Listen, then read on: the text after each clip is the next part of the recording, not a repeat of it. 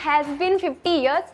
क्या कुछ कहना चाहेंगे, इतने लंबे समय से बप्पा घर पर आ रहे हैं, मतलब कैसा लगता है आप लोगों को? बहुत ही, ये हमारे लिए बहुत ही भाग्य की बात है कि हम 50 सालों से रेगुलरली हर साल गणपति रख रहे हैं। इनफैक्ट मम्मी ने ये शुरू किया था तो मम्मी के फुल 50 इयर्स हो गए हैं। तो जैसे आप देख सकते हैं, क्योंकि ये 50 इयर्स है तो इस बार हमने पंडाल, मतलब हमने ये डेकोरेशन की है। मैं normally we like to keep Ganpati ji absolutely open, लेकिन क्योंकि ये 50 इयर्स है तो इसलिए हमने ये पूरा बनाया है। एंड क्योंकि गोल्डन जुबली है तो आप देख सकते हैं कि हमारे गणपति जी में बहुत सारा गोल्ड है, तो वो है। एंड जो नॉर्मल होता है, रोज़ सुबह शाम पूजा होती है, फ्रेंड्स आते हैं, गेस्ट्स आते हैं, रिलेटिव्स आते हैं, तो बस वही है। और बहुत सारे लड्डू खाते हैं, वेट पुट ऑन करते हैं। तो गणपति का जो हर घर में होता है वो हमारे घर में भी होता है। तो देखा जा रहा है ये एकदम जिस तरीके से डेकोरेट किया गया है, पूरा एक पंडाल का लुक दिया हुआ है। तो ये आइडिया किसके मन में आया था, ये थॉट्स की इस टाइप का ही डेकोरेशन करना है? देखिए, जहाँ पर डेकोरेशन का सवाल है वो मेरी जो नीसेस हैं, मतलब मेरी बहन की बेटियां स्नेहल, ज्योति, वो लोग, ये उनका पूरा डिपार्टमेंट है। मैं सिर्फ जाके मूर्ति ऑर्डर करता हूँ, मूर्ति सिलेक्ट करता हूँ। उसके बाद जैसे आपने देखो कि इस बार हमने एक्चुअल साउथ इंडियन स्टाइल धोती भी पहनाई है। एंड क्योंकि it is Tirupati Balaji style of Ganpati, तो पूरा साउथ इंडियन रखा है। अगर आप देखोगे, हार भी पूरा साउथ इंडियन स्टाइल है। और ये जो पूरा पंडाल डेकोरेट किया है वो भी मेरी नीसेस ने किया है, तो ये पूरा क्रेडिट उनको जाता है।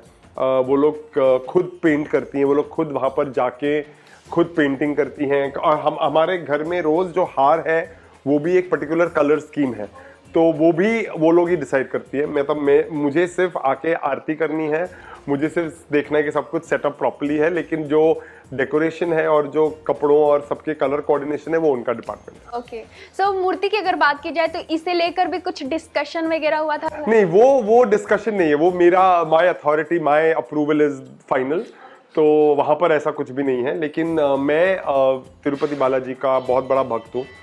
मैं तिरुपति बालाजी का बहुत बड़ा भक्त हूँ। इनफैक्ट मेरे जो भी नए शोज लॉन्च होते हैं, मैं तिरुपति लॉन्च के पहले तिरुपति जाता हूँ और मैं अमृतसर गोल्डन टेम्पल जाता हूँ। तो मेरे लिए वो, मतलब मतलब मैं बहुत मानता हूँ। तो इसमें गणेश जी इज तिरुपति बालाजी, और जो गोल्ड है वो मेरे लिए गोल्डन टेम्पल है, तो वो मेरे लिए दोनों इसमें गणेश जी में आ गए, कॉम्बाइन है।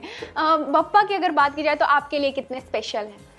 आई थिंक आप सब न्यूज़पेपर में भी सब जगह देखो तो यही बोलते हैं, Mumbai favourite god. And I think Ganesh ji हम सबके फेवरेट है, बिकॉज वो लगते इतने क्यूट हैं, वो इतने स्वीट है, वो इतने अच्छे हैं। तो I think he is everybody's favourite. मैं सिद्धिविनायक मंदिर भी पहले एक पॉइंट पे जाता था, अभी मैं नहीं जाता हूँ, बट मतलब सिद्धिविनायक मंदिर जब भी चांस मिला मैं जाता हूँ। आई गो एंड आई, पहले तो जैसे मैं बोला, मैं रेगुलरली हर ट्यूसडे जाता था, लेकिन अभी हर वो ट्यूसडे नहीं होता है, लेकिन जब भी चांस मिलता है तो मैं जाता हूँ। और मुझे लगता है कि वही विघ्नहर्ता है, तो जो भी कभी कोई प्रॉब्लम या कुछ भी होता है तो मुझे लगता है गणेश जी ही है जो सब कुछ सॉर्ट आउट कर लेते हैं। तो yes, as he's Mumbai's favorite god, he's my favorite too. देखा जाता है कि हर घर की कहानी है, बप्पा आते हैं तो उनके पीछे कुछ मन्नतें वगैरह होती है, तो आपके घर की कैसे शुरुआत हुई, क्या इसे लेकर क्या कुछ कहना चाहेंगे? मुझे पता नहीं, जहाँ तक मुझे पता है तब तो मैं पैदा भी नहीं हुआ था। मुझे जहाँ तक मम्मी ने बोला है कि मम्मी की कोई एक रिलेटिव है, उन्होंने मम्मी को बताया था कि गणपति कैसे रखते हैं।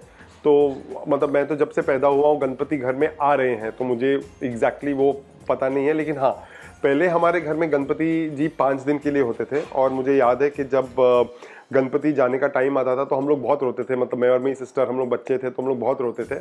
फिर मेरी मॉम ने एक मन्नत मांगी थी, जो कुछ पर्सनल प्रॉब्लम था घर में, तो जैसे ही वो सॉल्व, मम्मी ने बोला था अगर वो सॉल्व हो जाएगा तो मैं गणपति को 10 दिन रखूंगी, तो वो प्रॉब्लम सॉल्व हो गया था। तो उसके बाद आई थिंक अभी कुछ 20-25 सालों से हम लोग ने 10 दिन के लिए रखा है। तो वो भी अच्छा लगता है कि गणपति जी इतने टाइम हमारे घर पे रहते हैं। तो पहले 5 दिन था, अभी उसके बाद अभी 10 दिन है, पर वो 10 दिन भी कम लगते हैं। लगता है कि गणपति जी हमेशा रहें, लेकिन वो हमेशा हमारे दिल में रहते हैं। तो दैट्स इट। विसर्जन की अगर बात की जाए तो जैसा कि आपने बोला कि आप लोग रोने लगते हो, तो एक अलग सा अटैचमेंट हो जाता है जब भी बप्पा घर पे आते हैं। तो विसर्जन आप लोग किस तरीके से करते हैं? विसर्जन तो अभी क्योंकि इको फ्रेंडली है और हम लोग पिछले 5-6 सालों से हम लोग इको फ्रेंडली कर रहे हैं, तो हमारा विसर्जन बिल्डिंग में होता है।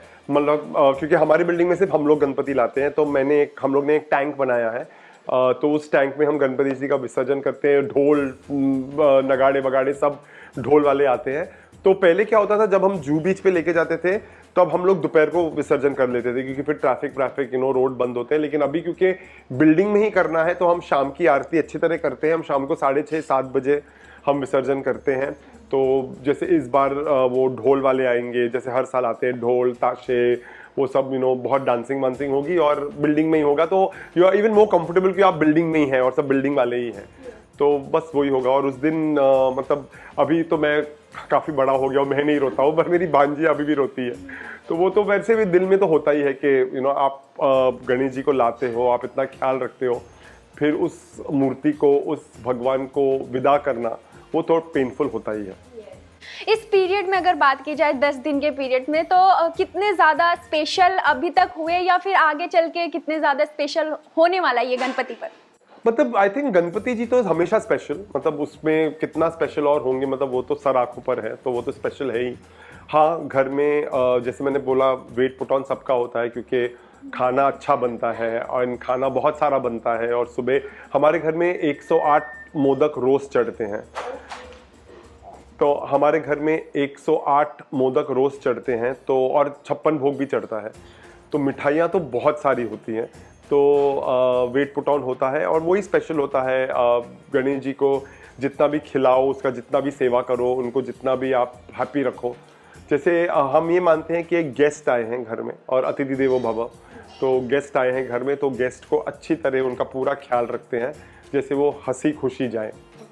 लास्टली गणपति को लेकर या फिर अपने फैन से क्या कुछ व्यूवर्स को बोलना चाहोगे?